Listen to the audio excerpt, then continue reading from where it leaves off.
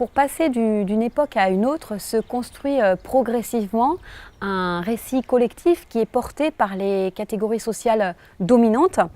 Et dans ce récit, les valeurs, les émotions, les affects positifs sont attribués à la nouvelle société, au nouveau modèle qui émerge, alors que toutes les valeurs négatives, tous les affects négatifs vont être projetés sur la période antérieure et donc sur les territoires et les catégories sociales qui sont censées l'incarner.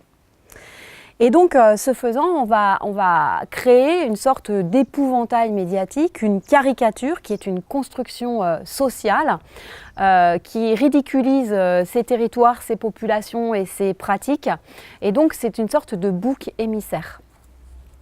Donc, par exemple, le plouc est la caricature médiatique qui va porter le récit du passage de l'ère paysanne à l'ère de la modernité, donc capitaliste, bourgeoise, urbaine. On pourrait dire que, par exemple, aujourd'hui, le gilet jaune incarne en fait le passage d'une modernité industrielle, caractéristique, on va dire, des 30 Glorieuses. Elle incarne le passage de cette modernité industrielle vers l'hypermodernité numérique de la connaissance actuelle qui est incarnée par les métropoles.